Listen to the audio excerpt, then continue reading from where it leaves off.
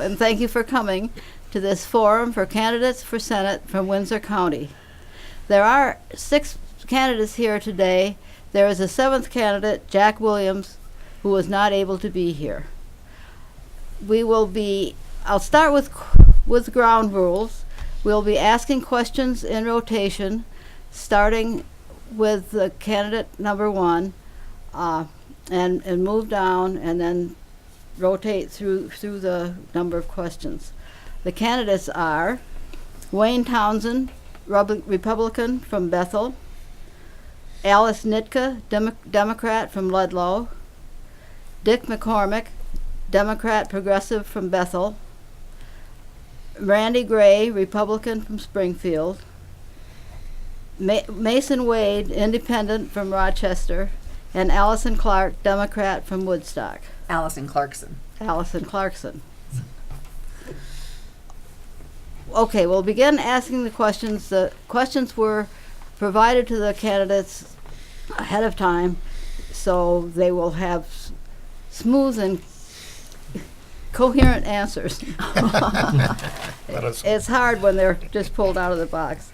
The first question is, property taxes and our complex education funding mechanism are perpetually under discussion in the State House.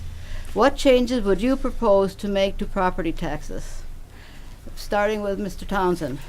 Well, I would start with lowering property taxes, where we got to reform our education plan a little bit. I don't believe that government control is the answer to our education. When we take control away from our local communities, that doesn't give them a voice or a say-so in the education of their children, which plays a big part in their education. And by lowering taxes, elected officials have created a tax burden per pupil over the several years, is why we have such high taxes, and we need to come to work together to try to lower some of these taxes to get them down where people can afford to live in this state, so we don't rank number 3 in the most moved out of state in the country. Nitka. Hi. Property taxes in Vermont have been an issue for many, many years. Our education funding formulas change in Vermont about every 6 or 7 years. People decide that something isn't working and they go to a new formula. And the ones I've served under came in after Act 60 was passed, and then during my term of serving, Act 68 was passed, and then there have been tweaks to Act 68 since. And I think the hard part is, a good part of the present system is that it's not based entirely on income, and all of this came about, Act 60, as a result of the Brigham decision on a young child in Whiting who was not able to access what was determined by the Supreme Court to be an equal education opportunity. Those are the words in the court case. So following that, the legislature did do Act 60 and 68. So now you're not just paying for the children in your own town, you're paying for all the children in the state so that there's equal money available to those children around the state. And I agree that property taxes are high. I'm certainly glad we have prebates and rebates based on income to help people. I think that some of the things we've done in the legislature to alleviate some of the cost on the property taxpayers are, this year we passed a statewide teachers' health care contract, which all of the unions, the teachers, everybody agreed to. It took a lot of study and a lot of work, so that may mitigate property taxes somewhat. And we also, well, never mind. I'll speak to somebody who wants to hear about that later. Give me a call. Thank you. Mr. McCormick. Okay, thanks. First, I want to thank the League of Women Voters for hosting this. And I want to thank my colleagues, Senators Nitka and Clarkson, who I enjoy running with, and I want to thank our opponents for what has been a civil and decent campaign. High taxes on schools derive from high spending for schools, and the high spending derives from high costs. And our school boards break their backs to keep spending down, but there are certain costs that we simply can't escape from, healthcare being one of them. The other thing is special education is expensive. probably the local community should not be stuck with the bills of special education. We as a nation can afford to take care of all of our special needs kids, and we should be spreading that burden around. Jim Jeffords tried for years to get that to happen. But still, taxes are still too high. Explaining why they're too high doesn't make them any lower. And the property tax is regressive. We have certain ways of addressing the problem of high taxes already, such as, my time flies, such as current use for agricultural lands, income sensitivity, and renter rebate. But Act 60, which Alice mentioned, did make the pain to be spread more fairly, but it doesn't actually lower taxes, nor was it actually intended to. And Act 46, which I opposed, but in fairness, the people who supported Act 46 did it largely because they thought it would make more efficiencies and therefore less expensive education. And hopefully we'll at least get some of those results. There is an effort now to shift more to an income tax. It's a conservative's argument, but it has merit, which is that you can only push an income tax so far, and then the income, if not the people, start leaving the state. But nevertheless, we should rely more on income than on property value. Randy. Mr. Gray. Yes. Randy Gray, I'm sorry. I feel a big part of our property tax being so high is our moving population away from the state. I think we need to promote more young families to come into the state, and I also feel that there can be a lot of efficiency moved into our system of government and the way we operate.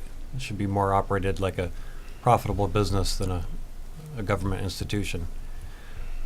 School funding, I oppose Act 46, and I'd like to either revamp it or have it repealed.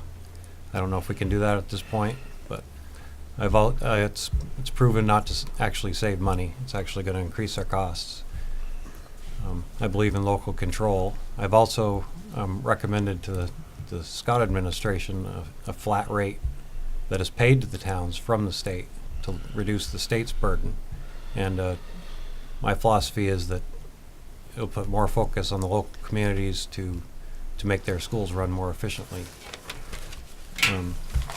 I believe by increasing our business and economy, we can generate more revenue through income tax and business tax, not by increasing the rates, but by increasing the volume. And that's it. Mr. Wade. Thank you. And thank you, everyone watching, and for the League of Women Voters. I wish we had the League still at the federal level doing the debates. We've lost that a long time ago, and it's a very sad situation. In reference to this property tax issue, as you know, with the two-party system, I'm running as an independent for a reason. One wants to have no taxes. The other wants to tax too heavily. Well, this is not just about tax, spend, and regulate.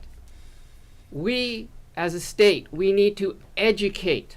If education is going to help our citizens be able to make the money necessary to run our governments, that's what we need to be doing. So I would like to speak about how we educate. And one of the areas that we can focus on as Vermonters is to say goodbye to the two-party system and elect Laramie for governor. He's an independent, Fairhaven. You don't know about him because our corporate Vermont media is keeping him out of the debates. So it's up to you to know who he is, and we have the opportunity to have a groundswell so that we can have an educator as the governor. This is critical. Now, when it comes to education, it's top heavy. With the supervisory union, we can get rid of most of that. What has been happening is that people at the top have been getting paid too much, and the kids have been the ones who have suffered out of this whole process. Thank you very much, and I hope you vote independent. Senator Clarkson. Thank you, League. It's terrific to have you here in Woodstock. The question is, what changes would you propose to make in property tax? And our current education property tax actually is very progressive. Over 70% of Vermonters pay by their income, by their ability to pay. And we have had lots of people very interested in moving our entire system to that. Having served on House Ways and Means for 8 years, I know that we won't raise enough money to pay the bill. And I really applaud our school boards for the work they've done keeping education costs down, because realigning the number of students we have in our system with the cost of education is, of course, one of our biggest challenges. They've done an excellent job on that. And I would support moving everyone to our ability to pay, but we would also need to probably have a very small surcharge on property, because property is, of course, a far more stable financial income source, and income is much more volatile. So that is always why across America property is used to finance both municipal government and education. The second question is necessarily related to the first. Per pupil costs are high in Vermont, over $17,000 per pupil. How would you address this? We start this time with Senator Nitka. Hi, I agree that per pupil costs are high, and some of the reasons, of course, are our student population is declining. The children simply weren't born. Families are forming much later in life, if they're forming at all with regard to having children. And so we have this diminished population of students, yet we still have to pay for buildings, for health care, for, all of the things that count, transportation. So they probably are going to remain high. But what we have done is to try and alleviate the situation is, for one thing, we did try to put $30 million of some surplus money that we had into paying down the past debt for teachers' retirement, which wasn't fully funded during the boom years in Vermont by the legislature. They said, hey, the fund is making money, we don't need to do that. And in fact, now, for the past couple of years, we've been trying to pay money into teachers' retirement. And in fact, even though the budget was vetoed because the governor didn't like that idea, in the end we passed a bill that will allow the surplus money that continued to come in through the year to go into paying down that debt. So we met the goal that we had. I think healthcare is a very expensive part of funding education, and our doing the teachers' healthcare into a statewide contract we hope will save money. Senator Thanks. McCormick. Yes. And forgive me if I repeat some of the things that Senator Nitka said, but I think she and Allison and I are looking at the same issues, and we often see the same thing. The high costs of education. One of the biggest problems is special education. I addressed this in my previous answer. These issues do overlap, obviously. It's high costs that drive high taxes. The law of averages works better the larger the sample. The nation as a whole can afford to take care of kids with special needs. Communities often cannot. A couple of kids will jack the budget way up through the roof. And we need to spread that more fairly, at least from a state perspective, if not national. Also, as Alice mentioned, healthcare. This is a compensation, and it is a big part of every school district's budget. The pension, the state pays for teachers' pensions, but we have failed over the years to fully fund that pension. We borrow money on that fund, and we pay interest on what we borrow. The legislature this last year followed Treasurer Beth Pierce's recommendation to pay down debt in order to save on interest, which would save the taxpayers tax dollars. The governor opposed us on that, which was, I think, very unfortunate. And one of the reasons I would like to go back is to make sure that we actually do pay down debt and save on interest. Thanks. Randy Gray. Yes, I agree with Alice as to the reason, one of the reasons why our education costs are so high is that our declining student population, and we have, so to speak, more infrastructure than we have students, which is more cost to us. I believe there's a 1 to 9 student teacher ratio, but we have a 1 to 5 faculty per student. I think it can be run more efficiently. That tells me that we're extremely over-administrated in our school systems, and I feel that, again, it should be under local control, and our communities should know best on how to reduce our education costs. I'd also like to say that I've actually put out feelers to teachers, and it would be completely confidential, but I'd like to hear their ideas, because who would know better on how to reduce our costs than the people who actually work in that atmosphere. Mr. Wade. I'd like to thank Randy for speaking about this top-heavy administration cost. And a lot of us have been experiencing this for a long time with our small-town schools disappearing. And it's the same old that we hear. And we're witnessing a situation where mobilized teachers and administrators want those big paychecks, and they want their health care. But the taxpayers don't have health care, many of us, and we don't make $100,000. We're making $30,000. We have a disparity between the two. We have to, as a state government, aid our Vermonters to be able to make more money, be better entrepreneurs. We are entrepreneurs. Many of us have worked the land. This is how we make money. How do a lot of bureaucrats make money? They milk the taxpayers. A lot of these nonprofits now, they started off with good ideas, but all of a sudden they need more money, and they figured out how to tax the taxpayers. So we got to look at education and the student ratio. Many of our kids got smart. They realized that having a child will cost them $1 million, and they don't make the money to be able to have a child. So we got some real basic problems. And also the kids today are actually have the access to better education through self-educating through the internet. And the teachers are running scared with this issue because these kids come to school with already knowing what's going on. So I'm running out of time. Again, vote independent. Alice Clarkson. Allison, Allison. education. I'll get your name right. I think I'll get you both names right before the end of the day. Thank you. I think that actually education is Vermont's most important economic development investment.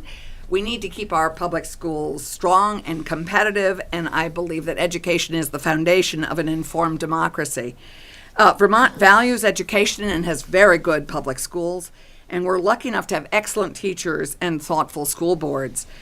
We're a very small rural state, which has been alluded to. There are many good points that have been made, and we face a big challenge of our student population is declining and our costs are increasing, and realigning these two has been a top priority for the Vermont legislature and for school boards. Our school boards and our Vermont voters, all of us have voted our school budgets, have passed without and have not risen significantly in years. They've consistently delivered budgets which have only grown 1 to 2% and are managing the realignment of these numbers and these costs internally. One way to achieve high quality education at a sustainable cost, which is what we have tried to address in Act 46. And as you know, the intent of Act 46 was to unify the governance of school districts and to ensure that all students can access an equitable array of opportunities. We need to continue to explore how technology can deliver high-quality instruction remotely to our rural schools. And I firmly believe that further investment in early childhood education will save Vermont hundreds of millions of dollars in special ed, corrections, mental health, and human services. Thank you. And finally, Mr. Townsend. I would have to agree that a dwindling population has a lot to do with it, but it's caused by progressive tax and spend policy year after year that's pushed our population out of the state of Vermont. With Act 60, Act 250, that weren't business friendly. We pushed all our businesses out. We need to make Vermont more business friendly and more inviting to draw people to the state of Vermont. Vermont has some areas we could grow to bring these people in. We have enough protected land that we have some areas that we could grow, and we pushed out all our manufacturing businesses year after year. Not me, my predecessors. And education is something I take very seriously. We need to invest in our youth to make sure that they get the education that they deserve, but we have to be careful on pushing our people out, and we keep ending up a dwindling population. And to do so, we need to make some changes. If you got more people coming to Vermont, there's more people contributing to your income tax, and there'd be more people wanting to build homes, be paying more property tax, so you could spread that expense around in a way to lower other people's taxes, because there's not just one person holding the foot in the bill. Now you have two people, so you can cut it down by them means. Thank you. While there are many, many issues facing our legislature, most of them come down to money, as does this last question. Vermont still does not have a plan for long-term funding for the cleanup of Lake Champlain and other waterways. The plan requires an investment of $33 million a year from the state. How do you propose to address this critical environmental and economic issue? And we start with Senator McCormick. Thank you. The Lake Champlain is referred to sometimes as the jewel of Vermont. It is a place of history, it's a place of beauty, it's a place of commerce, less commerce than in the past. And it is polluted. And the idea that Vermont would show up in national publications as a place to not go for your vacation because of how polluted Lake Champlain is. Pictures of Missisquoi Bay with the algae blooms have been gone viral. We have to clean up Lake Champlain. On the east side of the state, in Windsor County, our waterways, our main waterways, are moving. There are streams. But nevertheless, those two, pollution in our streams is must be addressed. And besides which, we're not just Vermonters, we're Americans, and we're polluting Long Island Sound. Everybody is involved. Everybody is involved. Farms pollute, suburban lawns pollute, parking lots pollute, municipal facilities pollute. Everybody has a responsibility. And that means we have to, when we fund, we have to make sure that the pain is being spread evenly. If I am not, no one, as far as I know, is prepared with a specific dollars and cents plan at this time. But the parameters of what we are developing has to address everybody is in for responsibility, so everybody has to bear the pain. What has happened lately is a lot of finger pointing. And I hear from farmers, well, what about the municipalities? And I hear from municipalities, well, what about the farmers? We are all in this together. Mr. Gray. I'd like to start with saying I'm a volunteer for the Black River Action Team, and we basically test the waters of all the tributaries in the Black River, and which lead into the Connecticut River. I think that municipal sewage spills are unacceptable. They've known about this problem for a long time, and it hasn't been addressed. I think before we clean the lake, we have to stop dirtying it to begin with. So I think our biggest issue is to stop polluting it, and then at some to some degree it'll actually clean itself because everything flows. And as far as funding goes, again, if we increase our business revenue tax and individual increase in volume of tax, it can help pay for that. We also receive federal funds to help pay for this as well. The farmers have been starting to clean up their act. They have direct injection manure spreading now, so it's not just sitting on top of the ground, it's injected into the soil. And They are working on the buffer zones to absorb the fertilizer before it gets to the streams. And it, as Dick said, it has to do with the lawns and stuff in the towns too. Part of the water filtration is actually going down through a lawn, a natural way to filter the water and the rainwater. And the rainwater and the septic has to be separated. And, Mason Wade.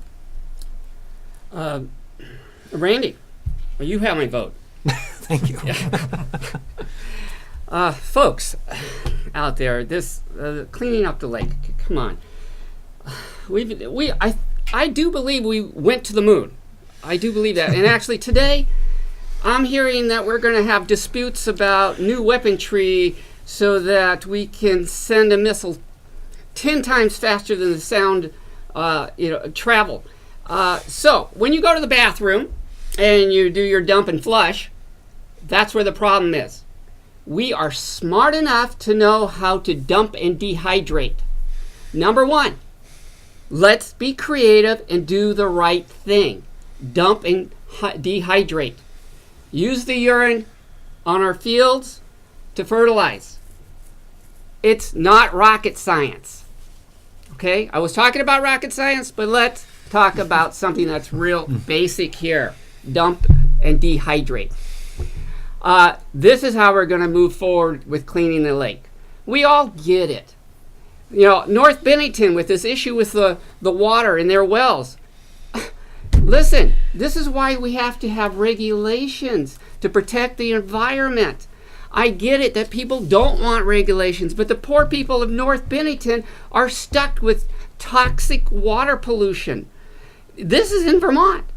We're not talking about simple pollutions anymore. We're talking about highly toxic pollutions. We have to pay attention, and we can start by when we go to the bathroom. Thank you. And Allison Clarkson. Thanks. This is, of course, one of the biggest challenges that we will face in the next legislative session. And as Dick and Randy and Mason have addressed, it's a challenge we face together. It isn't a simple one. And we have actually squandered millions, hundreds of millions of dollars thus far in actually effectively addressing it, particularly with the lake. It's an issue both for the east side and the west side. It's phosphorus on the west side and nitrogen on the east side. In terms of paying for it, your question is how do we pay for it? It's one of the things we will be addressing. I don't think we've heard the right answer proposed yet. Our treasurer has spent a lot of time working on this, and she has proposed a per parcel fee. I'm not sure that's where we'll end up, but the legislature likes to have costs reflect usage. So my guess is it will be whatever expenditure or however we decide to finance it, it will be tied to usage. And so I would expect that in some way it'll be tied to water usage. And I look forward to this debate. It's not going to be easy. There's no silver bullet to this. And it's something that we're going to have to use every mechanism to solve it, and smart minds to present good solutions. And Wayne Townsend. Yes, Lake Champlain is a waterway that divides Vermont and New York, and I think that we need to get onto our municipalities. When I read that millions of gallons of raw sewage from Burlington are running into our waterways, polluting it, the answer is not to blame it on our farmers. Our farmers are not wasting their fertilizer value. They want it on their fields. Fertilizer costs money, so they don't want it running into the water. They're working hard to keep it on their land and in their land to be able to grow their crops. Throwing millions of dollars of Vermont taxpayer money at a problem that's not being addressed is just senseless and wasteful spending, when even if we cleaned up the Vermont side, we need to work with New York if we're looking to protect Lake Champlain to make sure that they're not contributing to the problem that we're throwing Vermont taxpayer dollars at year after year after year. And when you're talking millions of dollars, there's a lot better uses right here in the state of Vermont that money could be used for. So if we eliminate the problem of the waste going into Lake Champlain, like Randy said, it would clear itself out, and it's a problem that won't come back. If you fix the problem, you can throw millions of dollars at it all you want, but that's not going to fix the problem. Alice Nitka. For many, many years, this has been an issue, and so for years ago, I was on a committee called the Clean and Clear Working Group, and at that point, the what was touted as the best way to go was to combine stormwater and sewage and have them all be treated through the plant. We since now have a different approach to that now, so here we are undoing some of what was done. Also, there is money in the capital bill for towns and cities to do work on their sewer plants, and that, every year more money is put in there, so more towns and cities are addressing the issue of this, of course, the overflows, but treating the phosphorus in the plant. So that, there probably does need to be more money in there, and towns and cities need to put up their own money as well. I mean, it's an expensive proposition. The other thing is, of course, farmers have through the years been doing many things in terms of like not planting crops within so many feet of any streams running through their property, fencing off cows from going into the waterways. And of course, more needs to continually be done. I'm not sure I agree with the per parcel fee. All of this would have to be studied and equaled out so that someone isn't getting more of a burden than someone else. Okay. That's the end of our questions. Now you get a chance. And starting with Randy Gray, what question would you have liked to be asked today? Do you support a carbon tax? Go. Proceed. That's the question. Okay. Yes or no? Do you? I do not. I oppose a Okay. carbon tax. Okay. You don't want you're not going to make your case? You have 2 minutes. Sorry. You don't have to take the 2 minutes. We're not going to reply. I got to answer my own question. You got to answer your own question. I think it would be devastating for the elderly who are already deciding whether they should buy heat or medication. And I think it would be devastating for young families who are trying to struggle along, especially if they have to commute to work. It will likely raise fuel costs by almost a third, 33%. So I think it would also be devastating to businesses because most of the commercial buildings are heated with oil and propane. I'm just totally opposed to it because I think it would be a big hit on our economy and the lower income people in the state. Okay, Mason Wade, what would you like to have answered today? And answer it. Oh, ask and answer. Ask and answer. Ask and answer. Ask and answer. I would have liked to have spoken asking about what these candidates feel about corporate Vermont media, even if they're nonprofit, how they are shutting out the candidates from the debates, the statewide debates, for the governorship. This is happening, and I know a lot of you out there, when you hear this, that the reply is, really?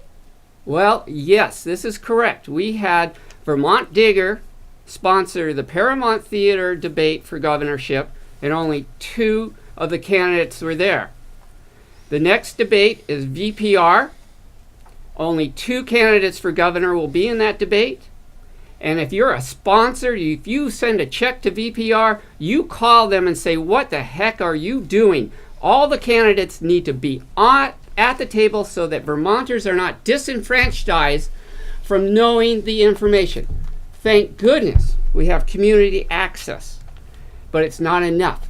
When these corporate medias are they are making money off the Democrats and the Republicans, and they're shutting out the independent candidates. It's that simple.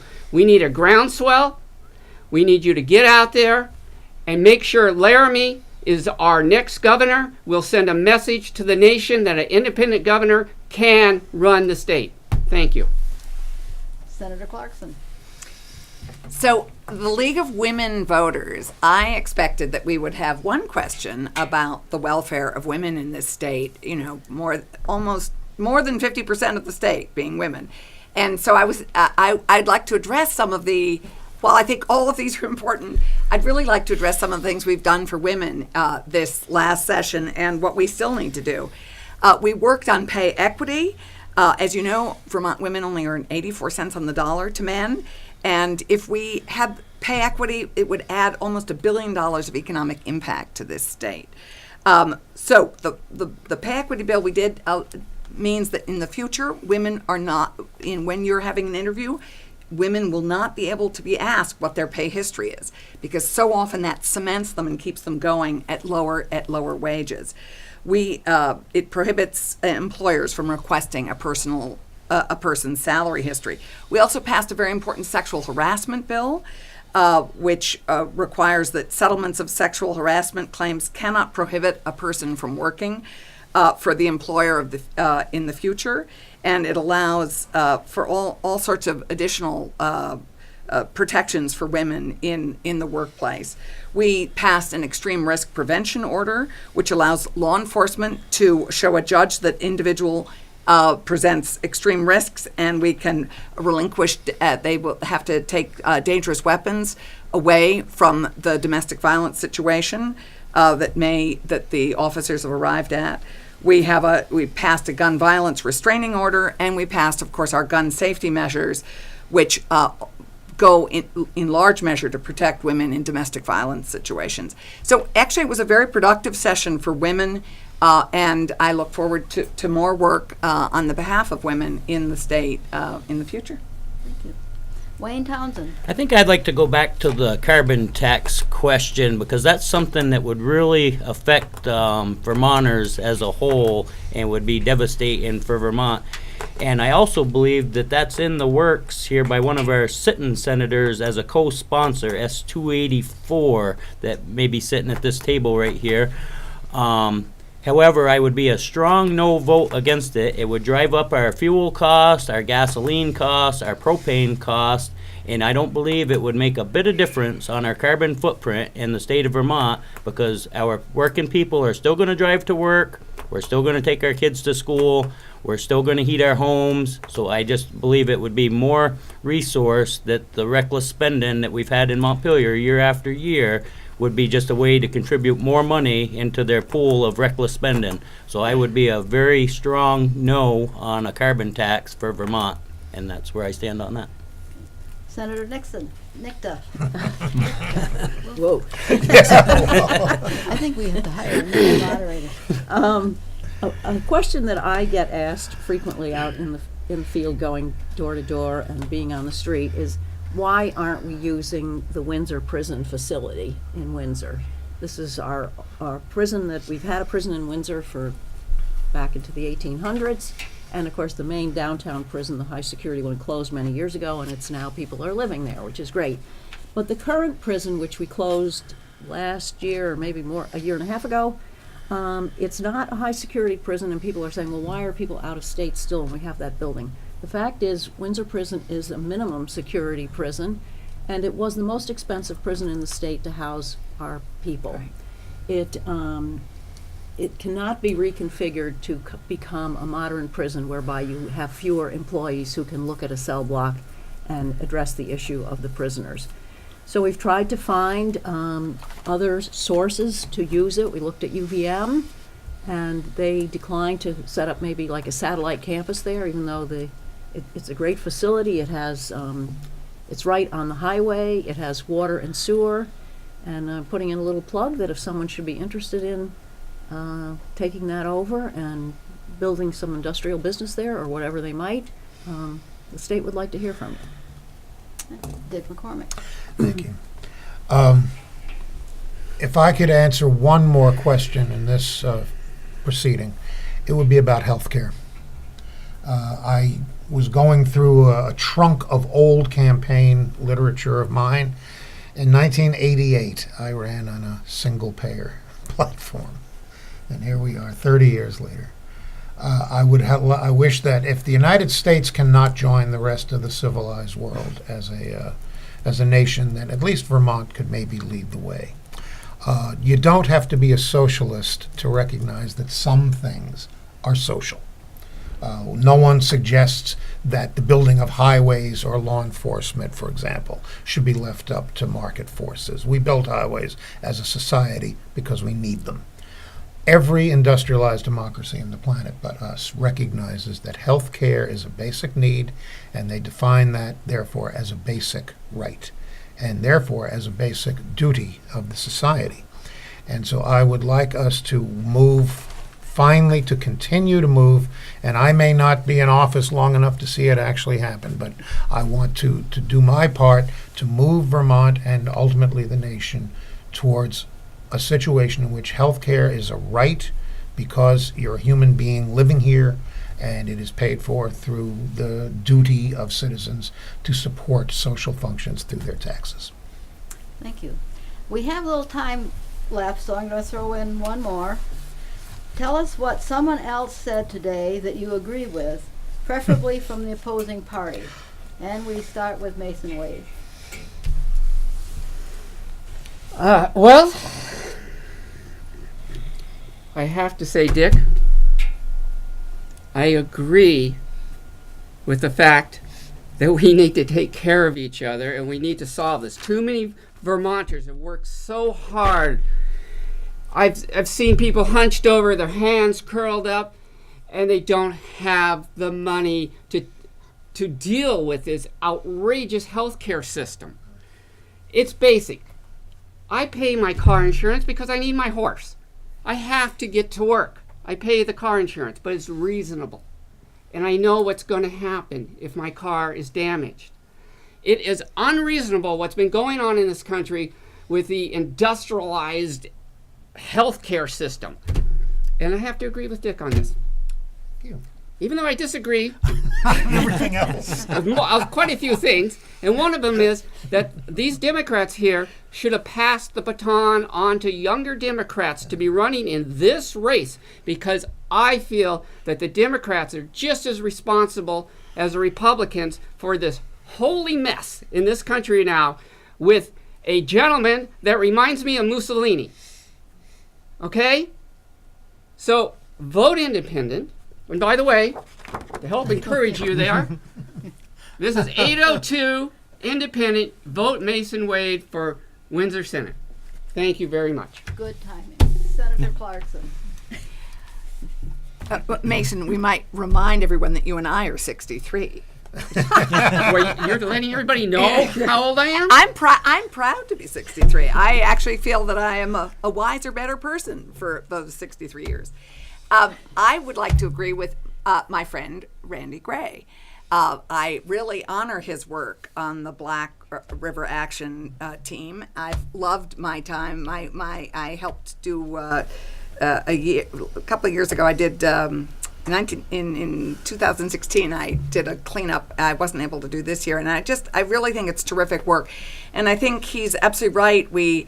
Our sewage treatment really needs to be addressed. It's a major piece of our cost that we look at going forward with our water cleanup challenge. And anyway, thank you for your work on that. It's terrific. Wayne Townsend. I guess I would have to thank Dick McCormick for bringing up healthcare, because there's not a person in this room that would understand the need for healthcare for each of our family members, our friends and family members. I've had a daughter for the last 2 years has been battling brain cancer, so I strongly know the need for health care.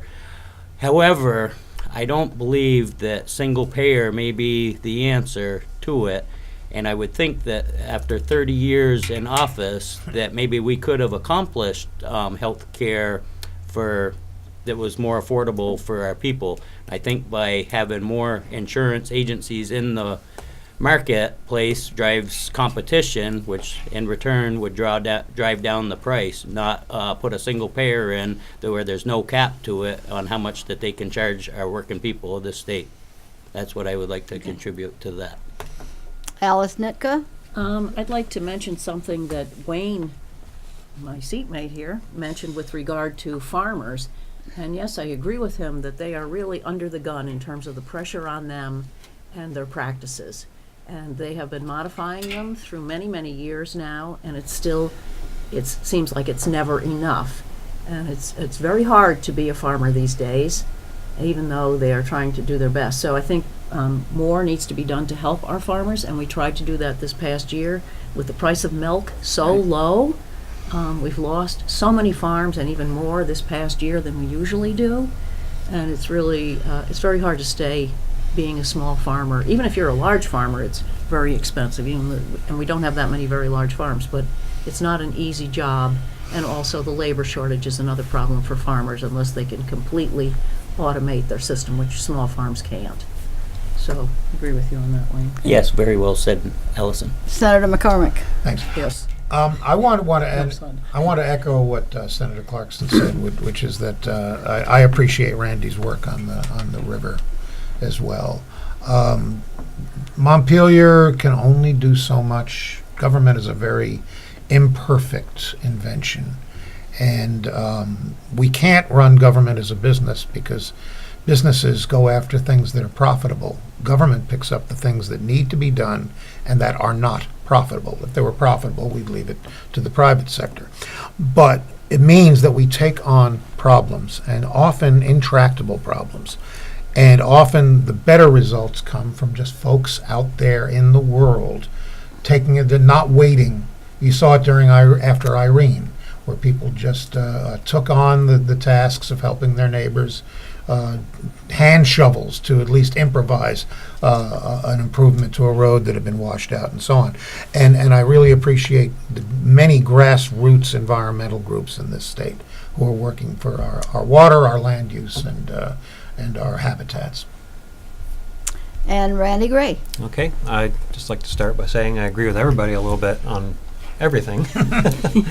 But I strongly believe in what Alice said about our school funding and our property taxes. It's, there's a great deal has to do with our declining population and more infrastructure than students. And we really need to work on lowering our cost per student in the state. Thank you. Thank you, candidates. Thank you, Woodstock Community Access Television, for hosting this event. The mission of the League of Women Voters is to empower voters and defend democracy. We hope that events like this advance that mission and would be happy if you joined us. Thank you. Thank you. Thank you.